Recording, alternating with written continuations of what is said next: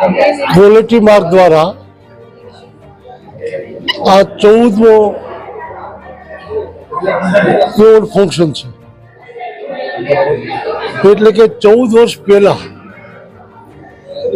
આપણા રાજ્યમાં ને રાજ્ય દ્વારા દેશને દીવાદાંડી સ્વરૂપ માર્ગદર્શન મળે, પ્રોત્સાહન મળે, આ પ્રવૃત્તિમાં શૈક્ષિક સંસ્થાઓ દ્વારા પણ જોડાઈ શકાય અને રાષ્ટ્રીય આર્થિક સમૃદ્ધિને સલામતી બનાવવા માટે આજે જે વડાપ્રધાન કહે છે મેક ઇન ઇન્ડિયા, આજે ગઈકાલે જ હજુ સ્વદેશીની વાત કરીને આંતરરાષ્ટ્રીય કક્ષાએ ટ્રમ્પ દ્વારા ટેરિફ વધારીને ભારતને આર્થિક રીતે દબાવવાનો જે પ્રયાસ થઈ રહ્યો છે એને પહેલાં ચાઇના દ્વારા આવા પ્રયાસો થયા।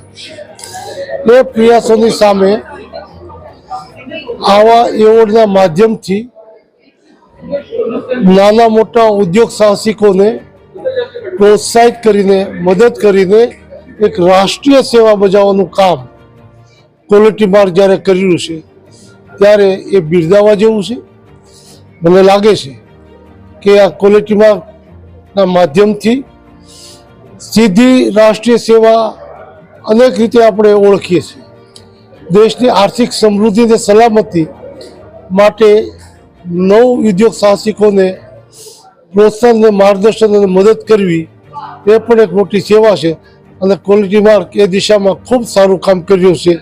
એટલે હું એમની પૂરી ટીમને ખૂબ ખૂબ અભિનંદન આપું છું। દિલીપભાઈ, જે રીતે હેતલભાઈ જેવા માણસો છે કે જે આત્મનિર્ભર ભારતની વાત કરી, તેઓ ક્વોલિટી માર્ક જે એવોર્ડ ને જેવી સંસ્થાઓ દ્વારા આગળ આવી રહ્યા છે।